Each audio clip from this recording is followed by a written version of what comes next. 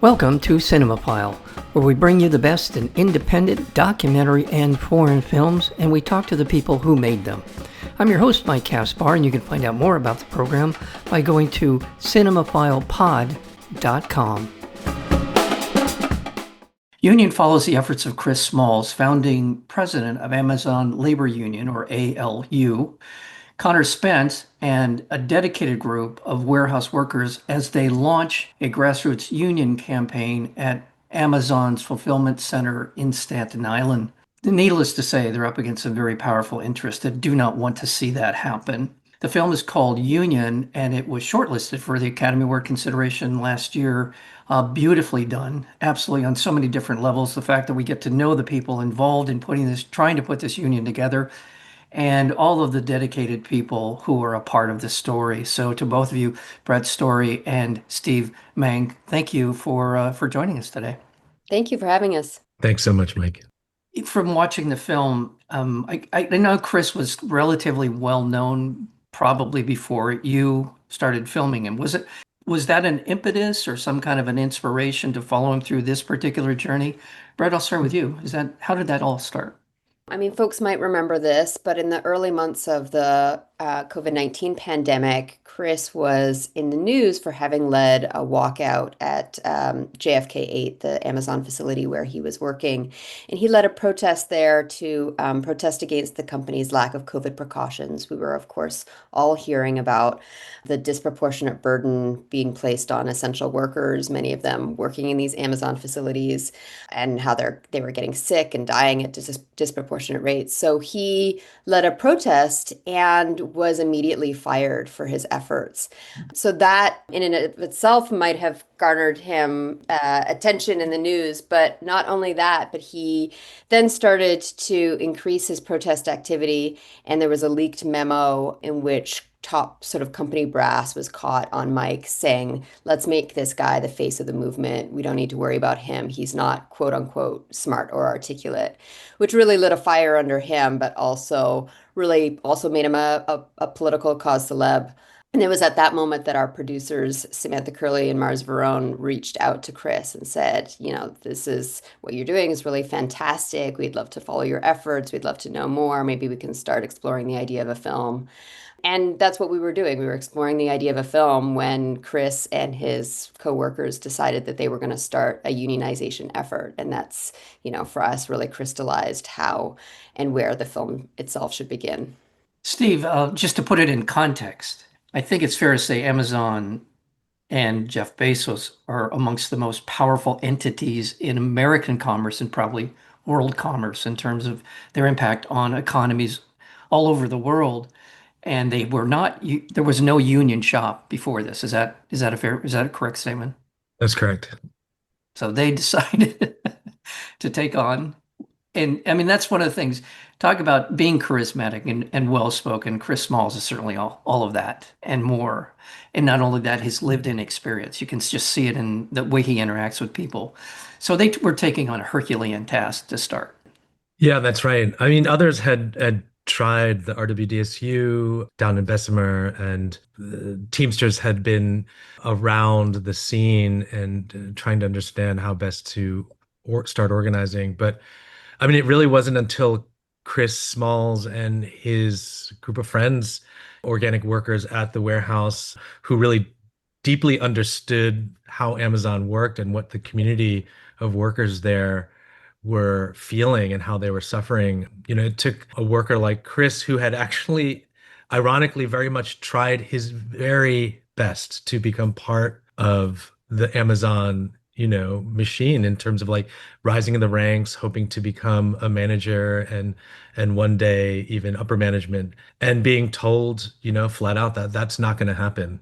And so it was after 5 years, I think, of working at Amazon that the pandemic happened and that the walkout ensued. So I think it was a really incredible moment because, we're exist at this crossroads where like we have a serious billionaires problem, right? Where leaders of these very powerful corporations can buy entire newspapers and squash presidential endorsements and cozy up to the president, even find themselves daily, in proximity of the president in the White House. And so, for a worker like Chris on a crowdsourced campaign, a very meager budget of like over a little over $100,000 to defeat $1 trillion company that was dropping many millions to thwart this unionizing effort, I think really speaks to the power of not just these organizers in Staten Island, but like kind of the moment we all exist at, where across the board, across demographics, across labor sectors, people are really fed up and ready to kind of like speak out and rise up. You mentioned newspapers in your description, and that's in direct reference to the fact that Jeff Bezos owns one of the most influential newspapers in the world, the Washington Post. As we saw during the presidential election, their first time in, I think, in 150 years to not endorse a candidate for president, you can see the kind of influence. And we are living in a world of, well, some people call it an oligarchy, but we're certainly in a world where billionaires have an outsized impact on our public policy. Here's Chris Smalls. Here he is out in front of a fulfillment center cooking him hamburgers and hot dogs and breakfast and whatever for people walking in and getting to know them. I mean, it's a beautifully thought through idea to be able to actually greet them at the gate on their way in, give them something to eat, get them through a day probably. For a lot of them, that might be the first and only meal that they have all day. He knows the organization, and he is charismatic, and he's attracted some very interesting and powerful people around him. I really was drawn to so many people we see in this space of the people he was working with. And I just, that core group that was really there to get this thing off the ground. Brett, how would you describe them, the people that were around him?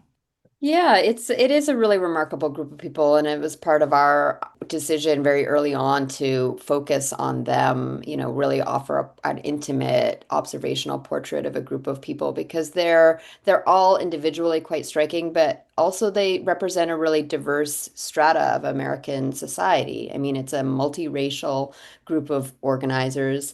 Many of the core organizers are Black and brown, working class people who don't come from other organizing experience, have, work at JFK because they, like many people, low-wage workers, they have to. Some of them are single parents. At least one of them is unhoused.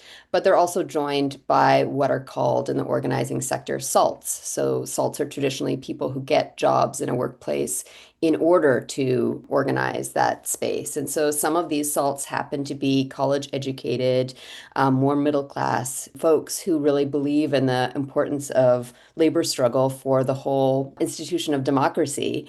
So they are coming from as far away as Florida and Arizona, and they're coming to join this effort. So it's multiracial, it's multi-class, it's diverse generations, there's new immigrants. And the really beautiful thing is that despite and because of these diverse experiences, they're all bringing different things to the effort, and they're really learning together how to become organizers. There's no template for organizing a place like Amazon. That's why over 20 years it had never been organized before. It is not an auto manufacturing company. It's not a coal company. It's really indicative of a brand new global supply chain economy, and is proven very difficult to organize historically. So this group of very different and really special and committed and hardworking and generous organizers are really figuring it out. And lucky for us, figuring it out, in front of our cameras, how to do it, how to do the work. Yeah, and real quick, I want to point out that its ascendancy into this mega corporation comes at a time when technology is increasingly taking over the workplace. More of a robotic situation for all of these workers moving into that, trying to share that space with what they're been tasked to do is a daunting and I would assume very deflating, sort of a dehumanizing in some ways environment that they live in. They're basically judged on by algorithms. Steve is, I mean, it's sort of that workplace environment is stressful from the moment you walk in the door, right? Yeah, absolutely. I mean, I feel like people have written about it, reported on it. There's obviously been a lot of organizing in this space, but I think like, there are times when I'm really grateful kind of for the power of what cinema can offer a moment, and we don't want to overstate it, but I think the one thing it does well is it captures the feeling of being at a place, and also the feeling of like power imbalance, the feeling of contradiction and what it's like to exist in it. And I think that, for these workers who are being told and who are hearing kind of this echo chamber of propaganda that they are essential, valued workers, and then to show up at a work site that treats them as nothing other than expendable, or to hear that your company is making record profits, and then to go home every day stressing out because you are not making a livable wage, those kinds of complications compounded by, you know, health or other kinds of issues and childcare, things like this that leave you in such a state of precarity and vulnerability that like one small thing falling out of place in your life, your car breaks down, your child is sick, leads to this cascading series of retaliatory measures and punitive measures that these algorithms, right? These computers that hired you then set into motion to then punish you and fire you. All because, by practice, by design, this is a company that is built around a kind of like reliable practice of termination, right? The 150% turnover rate that they talk about in the film, and that, notoriously leads to 100% of the warehouse every 6 months being replaced. So just to wrap your head around that, that is every 6 months, every single worker is either fired, quits on their own, or is let go for some other reason, so Well, that they can avoid all of these things, right? Like benefits and healthcare and other pesky things like workers getting to know each other and organizing, God forbid. I remember there wasn't that long ago the uproar that caused some degree of reform, if that's the right word to use, was over bathroom breaks. That was a big deal. Enough time for a bathroom break. And as I recall, Amazon sort of fought that idea. As my Yeah. memory, if that serves me correctly. Yeah, I mean, you would think that that's something so basic would be a no-brainer for a company, but you have to understand that how this company works to squeeze productivity out of its workers is through this very mechanized, very scheduled sort of system of measuring every single moment, every single second that they're on the assembly line or on their, in the hall picking or stowing or whatever their task is. So any moment that a worker is not doing that task is taken as what's called time off task, and that gets measured and used against them. So you've got a fulfillment center like JFK 8, which is, what is it, Steve? 14 football fields large, and you've got bathrooms on one end or the other, and you need to take a bathroom break. Well, you might use up all of your time off task that you're allotted in your workday just to get to the bathroom, and so that becomes a completely punishing and impossible and contradictory situation for the workers, and that's part of the dehumanization of their experience working there. Very quickly, I just want to remind our listeners we're speaking with Brett Story and Steve Maing. They are the co-directors of a remarkable documentary film called Union, and it is going to be screening on what I consider to be PBS's flagship show for documentaries. That's POV, starting on June 23rd. There's so many great shows on PBS that really do. You've got Frontline, you've got a lot of very American Experience, American Masters, so many that highlight the best and some of the worst in our world. And this is certainly an example of illuminating a world that many of us, would have no reason to know much about or ever been experienced or had any kind of connection to it. But millions of people do, and it's having a dramatic impact on the course of the workplace and in our economy in so many different ways and in our society. So it's on PBS, POV, June 23rd, available then, and then it'll be streaming throughout the summer on the PBS app, so you want to be looking for it. Again, this was an Academy Award nominated film. It's well worth your time and effort to seek it out. One other thing about sort of the futility of trying to work in this environment is they've actually, when I grew up, you could get a pension. You could pay into a retirement fund. I don't think that's even possible with the workplace and the wages that they're making at something like this Amazon fulfillment center. Steve, is that can they build any kind of retirement money fund in their work? Oh, no, absolutely not. Yeah, I mean, That's just something that, the union is exactly focused on right. before. But, lo and behold, it's been over almost 3 years now, like over 3 years since they won their historic victory, and Amazon has refused to show up to the bargaining table to negotiate a contract. I was going to ask you that. Thank you for refreshing that because I yeah question would they so they're just going to continue to wait this out. Plus, they hire people to come in whose sole job is to make sure that people have the worst possible interpretation of what the union is trying to do, and we see examples of that in these different meetings, quote unquote meetings that are being held within the confines of the fulfillment center. It's dystopian. I don't know. I try to think of a word watching what they're going through is anything but kind of a dystopian environment. Thank God for Chris Smalls. Thank God for Angelica Maldonado. Thank God for Connor Spence and Derek Palmer and Jason Anthony and Daniels and so many others here that were willing to step up and really, in many ways, risk their future. Yeah, we feel absolutely the same way. This is, I mean, the future is now, right? And there's so many ways in which Amazon is a problem just in terms of the sheer amount of workers who work there.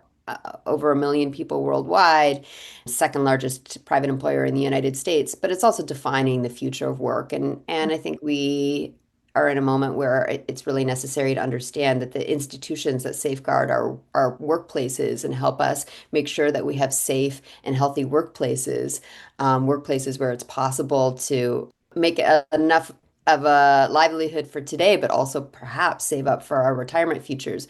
Those same institutions are also central to our functioning democracy. So I think when we thank these labor leaders for really taking the courageous steps that they have in this particular fight, I think also we should be thinking about how we can honor their struggle and take their lead in terms of thinking about fighting for all sorts of institutions that are increasingly precarious and fragile and necessary for a functioning democratic society.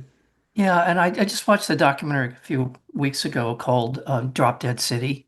And one of the things that I learned over the course of watching that film was just how working class New York has been since its establishment.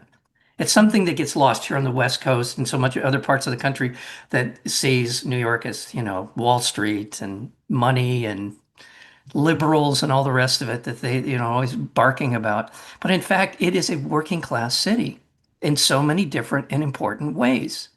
And that's another part of this feeder system that these places all over the country, we have them here in California, fulfillment centers in poor parts of California. And they rely on just being able to dive into this pool of people who are on the margins and make this work. That's another part of this that's so distressing. Yeah, I mean, absolutely.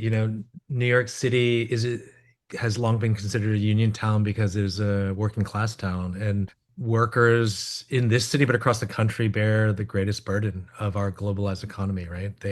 They're the ones that make this idea of like predatory pricing and next day delivery systems a reality, and it is at the expense of their livelihood, their bodies, their very existence. And so I think like at the same time, the affirmative notion that these little pockets of resistance like Staten Island prove is that, these are big statements made possible by small groups, right? That when you consider that like the history of like Black radical workers and the white working class movements in the past, the moments when they have coalesced, tremendous things have been achieved. And those are the moments when we understand like vulnerabilities of a capitalist system, right? That's when capitalism and the very system we exist in gets very worried because it exposes how things like racial division are at play in order for these companies to maintain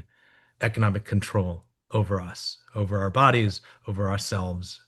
I think like in a moment like this, like Brett is talking about, right? Like we can't lose sight of how important these little pockets of resistance are because they are the only pockets of hope that we can look to. Yeah, and I think there's a sense that, well, it'll get taken care of. For most Americans who kind of don't live and have to and work in these kinds of places, there is a creeping sense of, well, that's not my problem. And you're right. I mean, we've been through a Gilded Age already. I saw this statistic that if you worked in a Ford Motor Company, assembly line back in the early days of the assembly line, you were more likely to die than if you were a soldier in World War I. There was these kind of statistics in the age Yeah. of what we consider to be the great industrial explosion in the United States. People were dying at a I mean, significant rate. the stats about Amazon today, at this very moment, are that like to work in an Amazon fulfillment center is more dangerous than working in law enforcement or in forestry. Right. That the average industrial rate of injury is, I think, 12 times all other industries. And so, yeah, the data is insane. And yet we continue to demand and expect that the bottom rung of the working class continue to work in these conditions without any kind of regard for the fact that not only are all of our livelihoods attached to what degree we support the working class, but the very degree of like suffering and hardship that we are complicit in is a really troubling notion. Well, I want to thank you both for your work on this. This has really been, I mean, your previous work speaks for itself. So many great films that you've both been a part of, and I'm grateful for your time and grateful for all of your efforts you continue to be a part of illuminating things that we should know as citizens who vote in so far a working democracy. We need to continue to be alert and vigilant. And I want to thank you both because your work stands on its own. So thank you. Thanks, Mike. Thanks for having us on. You have been listening to Cinemaphile with Mike Kaspar, the place where you will hear from the best in independent documentary and foreign filmmakers. Please check out our previous interviews as well as upcoming interviews and special programming by going to cinemaphilepod.com. We are also available on Apple Podcasts, Spotify, and YouTube, searchable under Cinemaphile with Mike Kaspar. Until next time, thank you for listening.